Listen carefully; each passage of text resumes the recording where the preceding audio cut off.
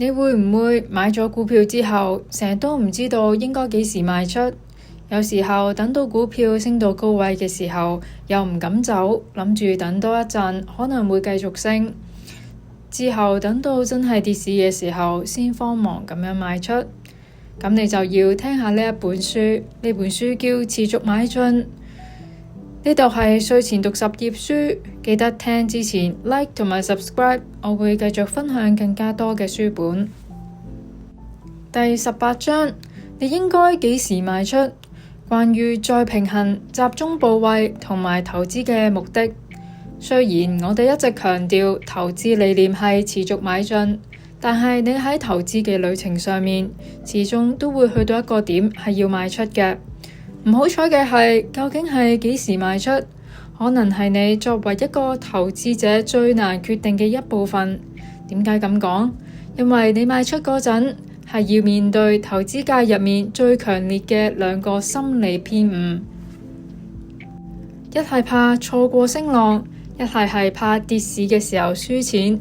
情緒一出嚟，就會好容易令你質疑自己每一個投資嘅決定。為咗避免呢啲嘅心理焦慮，我建議你事前就訂好咗賣出嘅條件，唔好等到賣嗰刻先臨急抱佛腳，俾情緒牽住鼻子走。有預先嘅計劃，你就可以照住自己嘅設定好嘅原則去做，唔使每次都糾結。我自己諗過之後，其實大致係有3個情況你應該考慮賣出。第一，做資產配置再平衡。第二，退出一啲集中嘅持倉。第三，應付實質財務嘅需求。除咗以上3個原因，我睇唔到有咩正當理由去賣出投資。講真，賣出可能帶嚟稅務嘅負擔，而稅呢樣嘢我哋應該盡量避免。但係講呢幾個情況之前，我哋探討一下賣出嘅策略，應該一次過買定係慢慢買？之前第13章講過，一般嚟講，早買好過分批買，因為大多數時間市場都係向上，所以等之後買，多數係會錯失咗個升浪。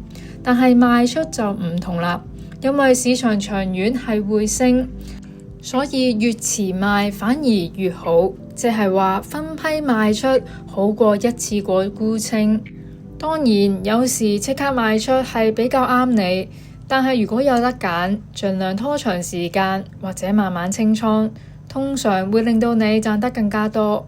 簡單啲嚟講，買要快，賣要慢。我咁講係希望俾你一個準則去指引日後嘅投資決定。不過就算有指引，都唔代表做平衡嘅時候會比較容易。再平衡資產組合有咩好處？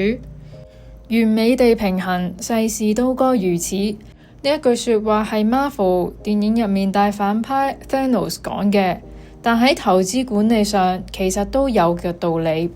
之前第11章我哋講過應該投資邊啲資產，不過就未有講過組合會點樣隨住時間變化。投資界對呢個問題嘅解答就係再平衡。一開始建立你嘅投資組合嘅時候，應該根據你設定嘅目標，例如你目標60% 美股，40% 美債，即係你投資1000蚊，600蚊放喺股票，400蚊放喺債券。但係如果你從來都唔做再平衡，你嘅組合只會越嚟越偏遠目標，俾表現最好嗰啲資產霸晒位置。舉例，假設你只係投資一次，然後30年唔喐佢，本來60 over 40，但係最後變成90% 股票，10% 債券。喺1930年至到1960年嘅例子入面，如果你冇做再平衡，30年之後真係會變成90% 股票。類似嘅情況係出現喺1926年至到2020年期間，每個30年期，無論係乜嘢年代，股票都佔據住越嚟越大嘅比例。做比起唔做再平衡有咩分別？每年做再平衡組合基本上都係維持住60% 股票左右，因為你每年都會調整返去目標。但如果從來都唔做再平衡30年之後，你嘅組合股票比例會升到75%至到95%。點解？因為長遠嚟講，美股表現通常都會好過美債，所以股票就會自然越升越多。咁你可能會問，咁咪唔需要再做再平衡咯？回報都高咗咁多。冇錯，喺數據上嚟睇，唔再做平衡嘅的確機會係有機會賺更加多。因為你冇將高增長嘅資產換成低增長嘅資產，即係冇賣出股票而去買債券，咁就冇削弱咗你長遠嘅總報酬。不過重點嚟講，再做平衡係為咗降低風險。如果你原本係60/40嘅組合，唔做再平衡嘅話，幾十年之後會變成95/5，咁你嘅風險就大大提升，遠高過你原本應該承受嘅水平。例如喺1960年投資100蚊，如果你唔再做再平衡，最慘嗰下可以跌到剩返70蚊，即係喺30% 最大跌幅嘅時期。但係如果你有做再平衡，可能就係跌剩咗25%。雖然回報係少咗，但係風險亦都低咗。總結就係做再平衡唔係為咗賺多啲，而係為咗唔好輸咁多。喺股市長期低迷嘅年代，即係1930年代或者1970年代初，做再平衡反而令到你買多咗股票，越買越蝕。但呢一啲嘅情況係好少見。總體嚟講，做再平衡係一個實用風險控制手段。但係幾耐做一次再平衡先係最好？答案係冇人知。我研究過每月、每季、每年做再平衡，冇一種係贏晒。先鋒基金嘅研究都講過，無論你係喺月、季、年做再平衡，調整風險完之後，回報冇明顯分別。但係越做越密就越煩越貴，所以我建議每年做一次再平衡。原因有兩個：第一，你會分少啲心，可以專注生活；第二，可以同報稅季同步整合操作。有啲人用容忍法嚟做，例如股票目標喺60%，設定10% 範圍，超過70% 或者低過50% 就做再調整。雖然有效，但係成日都要睇實個倉係好煩嘅事。所以我會建議定期，即係例如每年做一次，既簡單又唔會太費神。另一個建議係唔好用應稅賬戶做頻繁嘅再平衡，因為你一賣就要交稅係唔值得㗎。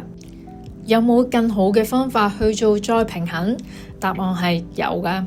靠買入去做再平衡，唔使賣，唔使交稅，我會叫做累積再平衡。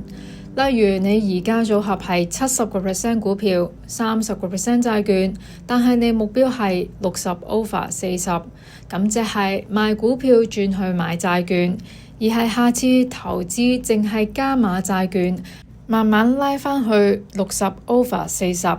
但係呢一招淨係啱一啲儲錢階段嘅人，一旦冇再加錢，就要靠賣出先可以做到再平衡。我特別鍾意呢個策略，因為股災嘅時候可以減少你嘅組合跌得咁多，而且你每個月加錢係用現金嚟打緩衝。根據模擬，如果你再累積用平衡策略，每個月加碼投資，喺30年入面，你嘅組合最大跌幅可能冇比加碼少一半。不過，當你嘅投資組合大咗，靠加碼做再平衡係會越嚟越難，因為要加嘅錢實在太多，所以有時都係要靠賣返啲資產做調整。但係記得唔好太密，會俾稅食死。最後一個你應該考慮賣出投資資產嘅理由，亦都係最明顯嗰個，就係過你想要嘅生活。呢個可以係講用嚟支持你退休之後嘅生活方式，又或者支撐一大額嘅開支。無論你係為咗乜嘢嘅目的要用錢，賣出投資資產都係一個合理嘅方法。講到底，如果你永遠都唔享受投資嘅成果，咁你投資嚟做咩呢？尤其係對於財富集中於一隻資產，即係例如某種嘅股票，呢一啲人嚟講就更加重要，因為你已經贏咗場遊戲，但係仲唔肯離場，咁又為咗啲咩呢？你係咪真係要冒住風險繼續搏落去？點解唔拎返部分嘅錢出嚟，將你嘅財富分散下，為咗自己嘅生活打個底，起碼有最低嘅保障？你可以賣出部分嘅資產，用嚟幫你屋企人建立一個安全網，幫你嘅小朋友開教育基金，還清層樓嘅按揭，又或者買一部你好想要嘅車。無論你係想點樣用你嘅錢，都應該照做。先用你嘅錢去實現你需要嘅生活，再去考慮為咗你想要嘅生活去冒險投資。我之所以咁樣建議，係因為心理學已經證明咗咁樣做係合理同埋科學嘅決定。就好似第3章講過，每多消費1蚊，帶嚟嘅快樂會越嚟越少，即係所謂嘅邊際效應遞減。例如你從0開始儲到第一個100萬，帶嚟嘅快樂遠遠係多過你由100萬儲到200萬。雖然數字上係一樣，但係由冇去到有嘅轉變係帶嚟更加大嘅幸福感。所以財富同快樂之間係有遞減嘅關係。明白咗呢一點，就知道有時係賣出資產，享受成果係一個 OK 嘅選擇。呢一章探討完你應該幾時賣出你嘅投資資產，接落嚟就會探討你投資資產應該放喺邊一度。咁呢一章第18章你應該幾時賣出呢？就講完啦。咁呢，我就自己個人覺得啦，呢一章其實佢講嘅嘢係3個概念咯。第一就係資產做再平衡嘅時候啦。第二要再一啲輸咗嘅持倉要去賣出啦。第三就係應付實質財務嘅需求。咁呢3個係一個最大嘅理念啦。咁因為作者係覺得市場永遠都係向上升嘅，所以佢就唔會揾到一個好大嘅理由去賣出資產咯。咁我自己個人睇完呢一章係覺得佢冇好明確嘅指引去話俾你聽邊一個點去賣出咯，佢只係講咗佢自己嘅理念咯。